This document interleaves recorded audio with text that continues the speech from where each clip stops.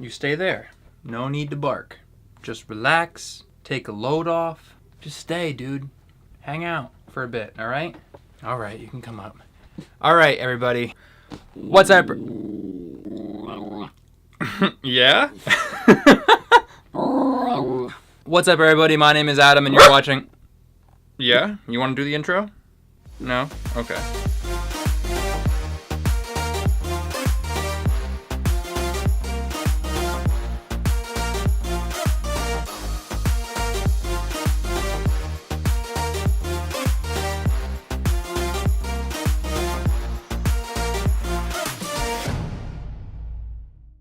Alright guys, so welcome to How It's Made Monday. Today we are talking about the Dolly Zoom. I'm trying it two different ways. I'm going to try it with a DJI Mavic Pro, and then Adam is going to try it with his camera. I'm also going to try it with a camera. We're going to do it two different ways. Today we're going to show you Dolly Zooms and why they're important, what they're going to add to your filmmaking, and how you can hack them. Sawyer does not like Dolly Zooms apparently, but we're going to do them anyway. Right? Huh. Yeah, that's my buddy. That's right. Yeah, you tell him. This effect was popular in the movie Jaws, Vertigo. Thousands of movies use it and you probably don't even notice it, but it's a really cool effect, and if you want to use it in your videos, we're going to show you how today. So Dolly Zooms are a really easy thing to add to a film, to really give it a dynamic shot, to give it a sense of purpose, to focus on a subject, really bring importance to an object or a character, so it's nice to have that skill in your repertoire. So first, we're going to take the Mavic and we're going to try this scene right here. I'm going to stand in front of it, fly it towards me. Please, I do not recommend that you fly directly towards yourself, but because I don't really have another alternative, don't use anything lower than a Mavic Pro, because if you have something that doesn't have vision positioning in the front, you may run into yourself, so please be careful when you do this. I am not recommending that you be unsafe about this. You have to make sure you're very, very safe about this, because if you're not, you could poke your eyes out. So what I'm doing right now is I'm making sure the drone is very stable. I've got really good GPS right now. That's really key for this shot. I have to make sure that the drone is going to stay safe and it's going to fly level and it's not going to, move or anything like that. And so what I'm planning on doing is making sure that the drone will go slowly towards me. And of course we'll get that stop because of the vision positioning systems, but I'm having to frame myself up here. What we want to do is we want to have, in the Dolly Zoom, I'm trying to replicate the one from Jaws. So what that one does is it flies straight towards and gets really close to the person's face, and everything in the background just kind of goes nuts.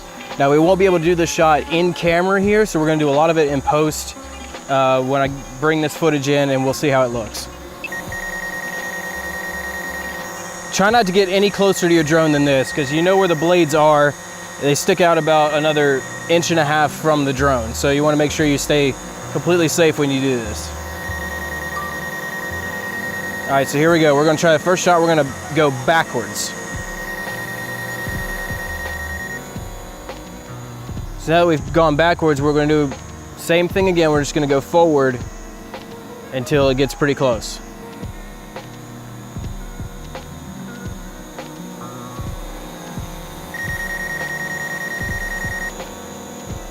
We're just doing this a couple times to make sure that we can get the right angle and the right amount of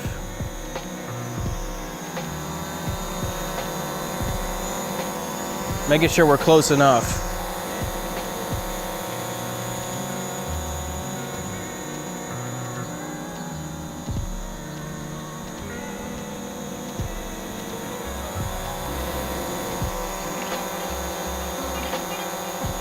All right, so I think we got a pretty good one there.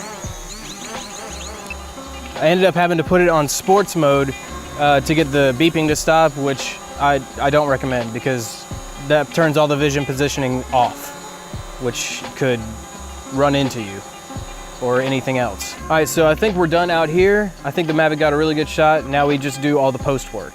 Okay, so we are back in the editing room. We are gonna get started figuring out how to make this work. So I think this is gonna be my clip right here. What a dramatic look. Bring that in here. Alright, so this should be pretty simple what I'm trying to do here. What I want to do is I want to mess with the keyframes here on the scale part of it. And because this is 4K, I can punch in on this image and try to line it up.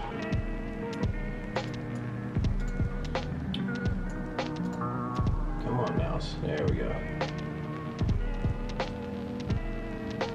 Alright. What a handsome looking dude right there. So when I keyframe the position and scale, and when I get here,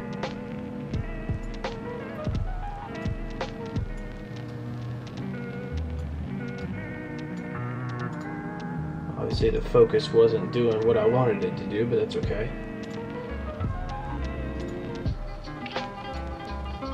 Alright, so you can kind of see the effect working there.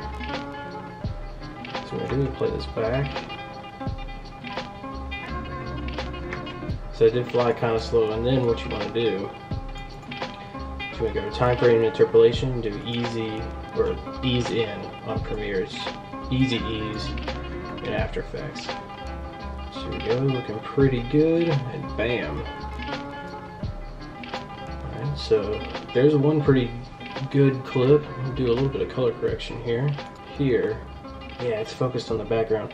That's my bad. But it's hard to stare directly at it and make sure it's focused on you at the same time. But anyway, this is effectively the dolly zoom on a drone. You get the same sort of effect. So you start with a pretty punched in image right here, just like you would on a telephoto lens. And then we go in, and there you go. Because the drone stops here physically, we want to stop that zoom here as well. Let's get this nice. Alright, so there's one clip. It worked out really well on that. Let's check out some of the other versions that I did. Let's see if we can try going backwards, because I think it held the focus a little bit better there. Let's try this one. Drag our clip down. Alright, so this time we're going in reverse. So keyframe your position and scale. This is kind of how we want it for the end. Or no, sorry, beginning. And then here, this is where we want to punch in. And line us up kind of dead center here. And highlight time frame interpolation, or temporal interpolation in Premiere. I do a lot of work in After Effects, so that's why I kind of mix with the names a little bit. Alright, so here we go. Alright, so we can see the effect working there. So what happens if we go speed and duration and hit reverse speed?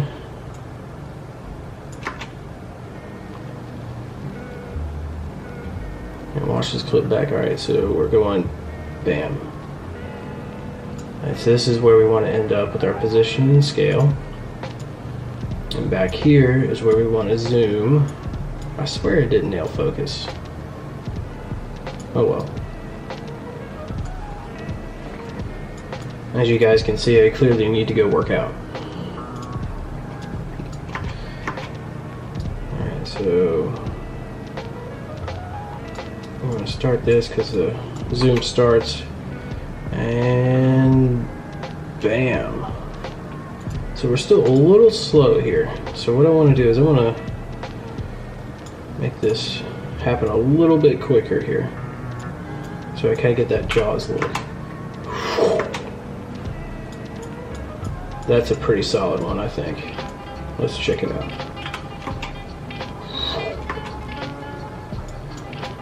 Alright, so we stop moving right about here. So let me drag those keyframes back a little bit.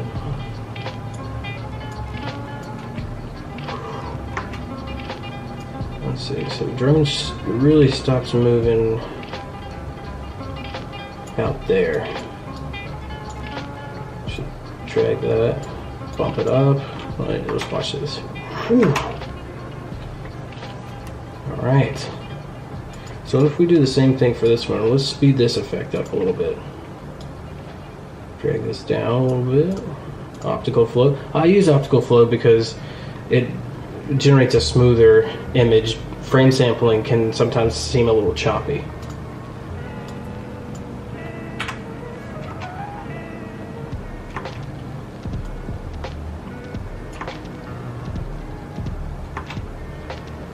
Alright, so let's help us out with the framing. So you kind of see the head frame there and the head frame here. So what I want to do is we're not quite centered here. I'm going to center us up just a little bit. Get the head frame just about right. Alright. Alright, so that looks pretty good actually. So we have two versions. This one was I flew just backwards, and the other one I flew straight at me. So this is the one I flew backwards from. Something I'm not liking about that one. And the neat thing you can do with Premiere now is you can do this compare frame. So let's find our starting frame. Alright. So with that in mind, let's go here. Let's punch this in just a little bit more. You kind of want your end frame to be the same as your start frame. So that's pretty close. So let's take a look and see what that does for us.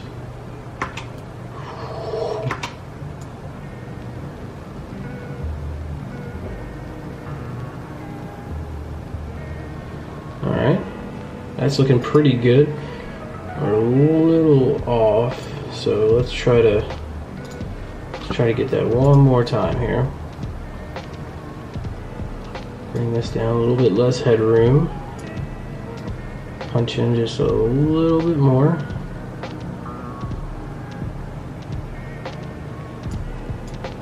Bring me down. Try to line up the eyes here. Alright, now let's see what that looks like. Alright, so I've noticed it's kind of zooming in a little too much there. Right here. So what you want to do is you just want to back it off just a little bit. Try to keep that same frame there.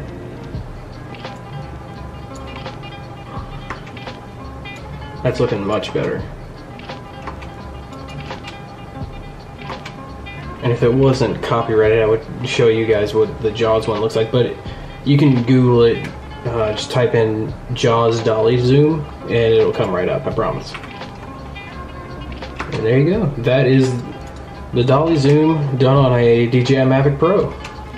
Sweet. I'm actually really happy with how this turned out. I know the quality's a little bit less than I would like. The autofocus didn't catch me in the face. Unfortunately, with the Mavic Pro, you gotta put it in there and make sure it's locked in there, and I didn't do that, so that's my bad. But for the effect itself, it turned out really well. So that is it. Hope you guys enjoyed it, and I'm gonna throw it over to Adam. He's gonna show you how to do it in camera. So dolly zooms are super cool to add to your filmmaking. They're gonna add a lot of dynamic feeling. I'm going to be showing you how to do it with just a camera and maybe a household implement or two. Alright, for in-camera, first thing you're going to want is something that rolls. I use a skateboard because I have a lot of them and I can't ride all of them. Woo! But yeah, you just need something that rolls, really. Rolls smoothly as well. You don't want anything that's gonna really be jittery or shake a lot. You want to have it be as smooth as possible. Second thing you're going to want is obviously a camera. I find it easiest to do personally with a DSLR, just something that has that detachable lens, easy to find the zoom on there, so you're able to create a smooth zoom and also just have it easy to use. You don't want to really add more steps than you have to with these kind of things. I use a Canon 5D Mark IV. For this tutorial, I'm going to have the 16-35 on it, f2.8. One of my favorite lenses. I use it for a ton of stuff right now. Landscapes. I even tested some portraits with it the other day, and when you zoom it in just right, it's not bad. It's not the 85, but it's not bad. So I'm gonna take this time to now show you how I did the in-camera dolly zoom hack. Let's get it. So essentially a tutorial is a tutorial. It teaches you how to use it, but at the end of the day, it's your job to apply it to whatever you want to do and sort of perfect it for your purposes. And that's kind of what I want to achieve with this, in keeping it so bare bones so that it's very easy to A, replicate, and B, show off in your films and feel cool about it, because it doesn't take a lot of work. The biggest thing with this, in my opinion, is you want to make sure that zoom is super smooth. I didn't do the best job at it in this one. However, you get the concept. You really just want to be able to have a clean dolly, or in this case, a clean skateboard roll, and you want to have a clean zoom to really feel like it's a proper replication of the hack itself. All I'm really doing is I have the camera on the tip of the skateboard and I am rolling it back and forth. And as I am rolling the skateboard, I am zooming in and I am zooming out, just trying to find the angle I like best, whatever works for my piece that I am creating. So either way, if you have a drone, you can do it the way Ben showed you. If you don't have a drone and you're just working with the camera and possibly a skateboard or just something that rolls, you can do it the way I showed you. Either way, you get generally the same effect. It just depends on how much work you really want to put in at the end and post. So that has been How It's Made Monday. Thank you for joining us on this new journey we're embarking on with the How It's Made Monday. Maybe we'll do it a once a week thing, who knows? That's the point of Untitled, right? Is you kind of get to do whatever you want and don't really have to have a plan. But yeah, we're taking it one day at a time, seeing how it goes, and we'll see you next time, maybe next Monday, who knows? See you later.